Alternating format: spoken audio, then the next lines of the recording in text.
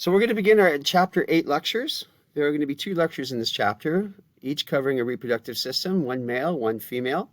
We're going to start today with the male reproductive system, and I'll go ahead and get started. So we introduced this term last week. GU for genitourinary is pertaining to the genital and urinary organs. Of course, now that we're talking about that actual system, it's a little bit more relevant now, and so we can plug it in. We used it last week, and we use it this week. The one change we wanted to introduce this week is you can also describe this as the urogenital system. It also means pertaining to the urinary and genital organs. You see the order changes, right? Genital urinary pertaining to genital urinary organs, urogenital, urinary and genital organs. It's all the same thing. So you can mix and match those as you'd like. Whichever is more familiar or easy to remember would be perfectly appropriate. Our medical specialty and specialists, as we discussed last week, urology. This is the study of the urinary system in females and urogenital system in males. And is performed, of course, by the urologist, the specialist in the study of the urinary system in females and urogenital system in males. So no changes on those from last week. We're going to start at the basics, the gamete. So the gamete is the mature reproductive cell in either the male or the female. In the male, it's known as the spermatozoon, and that's the singular form. Spermatozoa is the plural form in male, often referred to as sperm, the contracted form. And then in the female, we have the ovum, which is singular, and ova is plural. And we'll cover the ovum and ova next week. But for this week, we're focusing on the male reproductive system. So our word of interest here is spermatozoon and spermatozoa, or in other words, the sperm.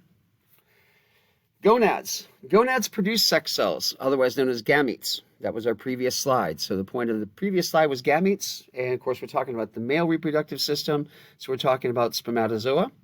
In males, the testicles are the gonads. In females are the ovaries. I want you to note here the shape of the testicles and the shape of the ovaries. You can compare them in these 2 diagrams. Note the location of the ovaries. And do know that in the developing fetus, when the baby's in the womb, the male testicles will develop in the same place that the female ovaries are located. The one big difference is there's an inguinal canal in the male anatomy that allows descent of those testes within the first year or so, 6 months to a year, maybe a bit longer. It allows those testicles, which have developed in the pelvic cavity, to descend into the scrotum. In the female, of course, that part of the anatomy doesn't exist because it's a completely different setup. However, those organs all develop in the same part of the pelvic cavity. So male or female, we all kind of start out in development in sort of the same way, at least in the same place. So we're going to have multiple combining forms for testicle. We'll give you the first one right now. Testo for testicle.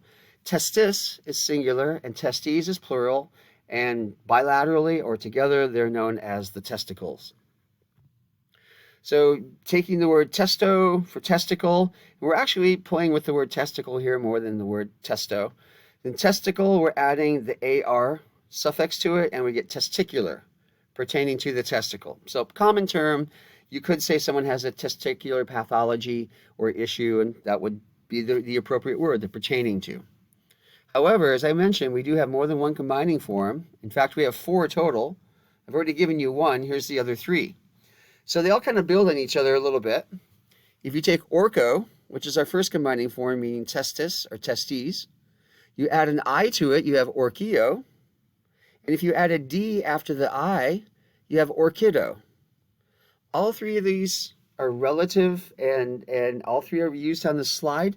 And the suffixes they're attached to, with the exception of the very last word, these are the combining forms you would use with these suffixes. There are more variations in the greater scope of things, but we're not going to explore those. I just want you to know these combining forms presented here and these words, as in orchiopathy, any disease of the testicle, orchialgia, which is pain of the testicle, orchitis is inflammation of the testicle, orchioplasty is surgical repair of the testicle, orchiopexy is a surgical fixation of the testicle, and orchiotomy or orchidectomy, orchiectomy or orchidectomy. I said that first one wrong the first time. Third time, I'll get it right.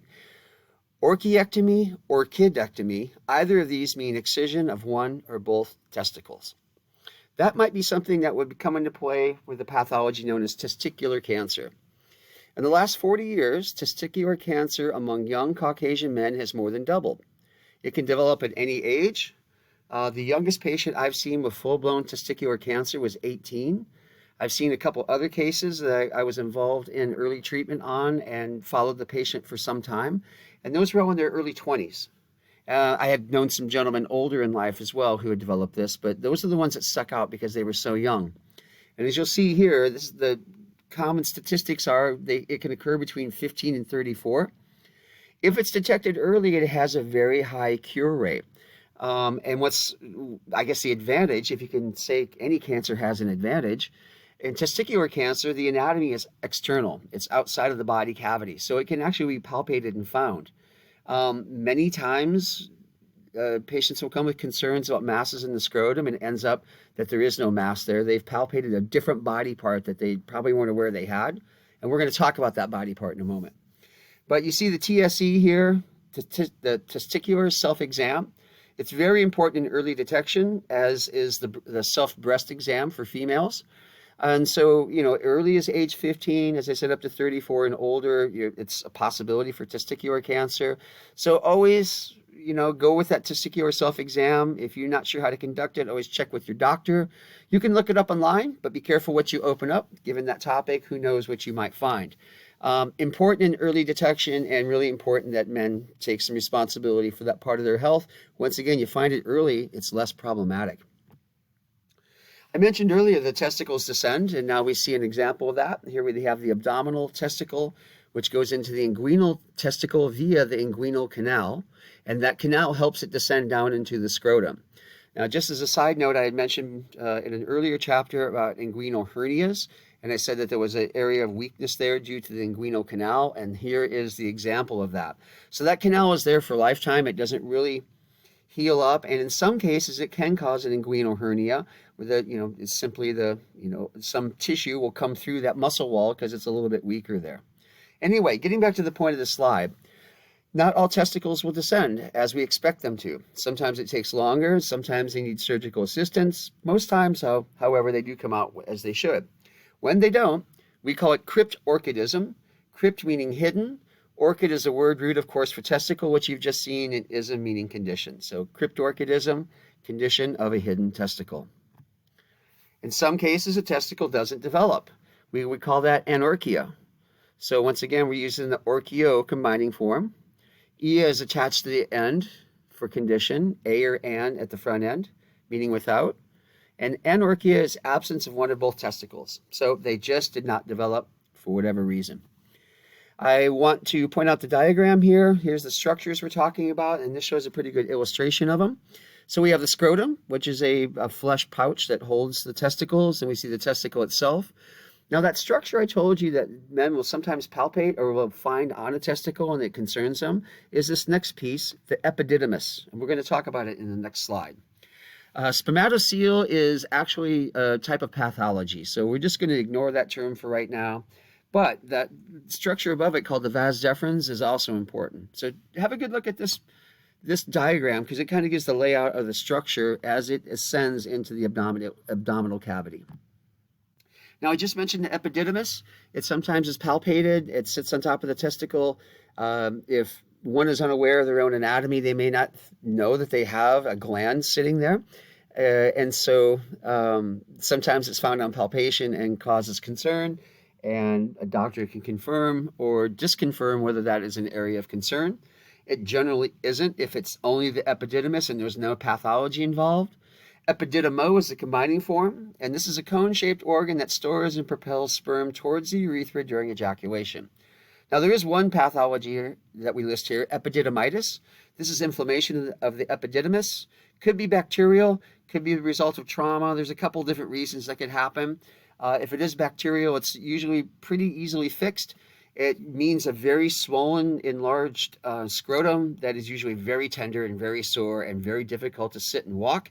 So you will see sometimes patients have this uncomfortable sort of walk, especially younger men. I've seen this often in teenagers and young adults. And yeah, you can kind of see the epididymitis walk. It means something is enlarged and very uncomfortable. And what's enlarged, of course, is the scrotum. This is the pouch of skin containing the testicles. We see it illustrated here again. So now we have a clear view of the epididymis sitting on top of the testicle. And of course, the container it's in, that flesh pouch, is known as the scrotum. Hydrocele. This is a collection of fluid in the scrotum for whatever reason.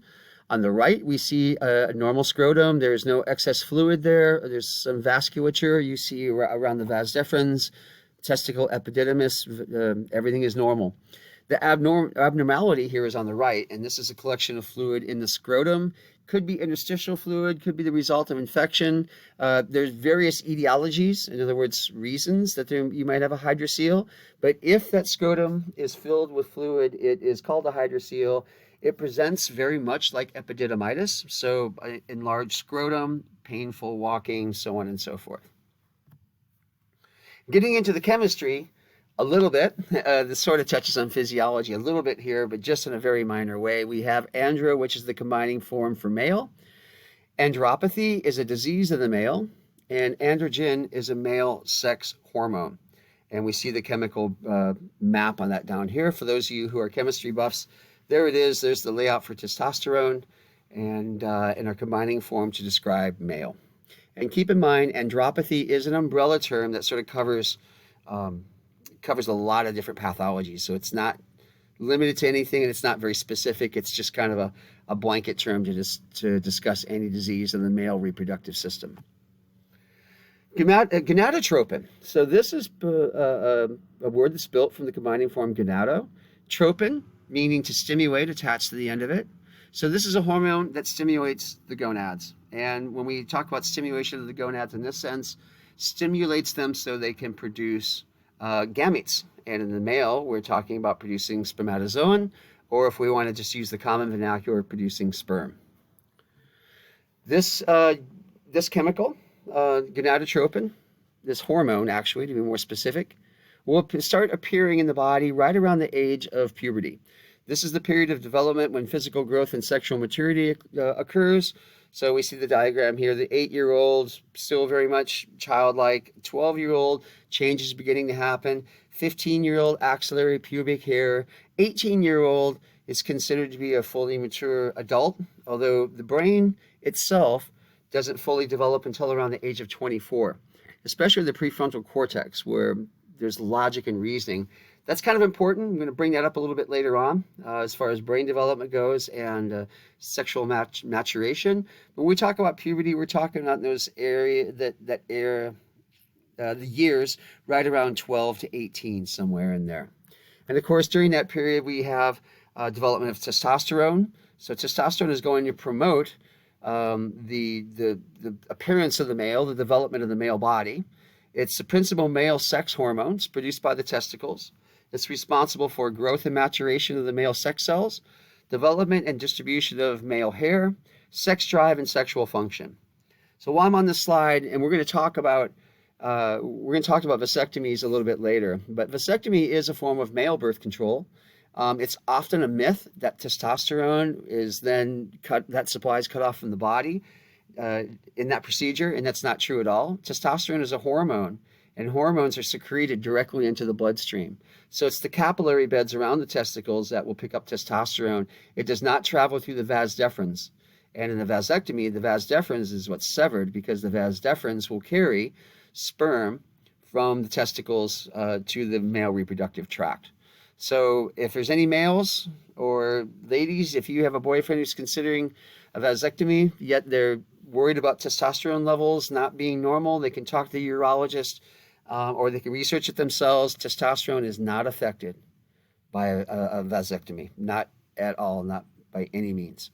Okay, we're going to go ahead and hold off right there. We're at our 15-minute mark. I'll be back in just a moment to give you some more information about the male reproductive system.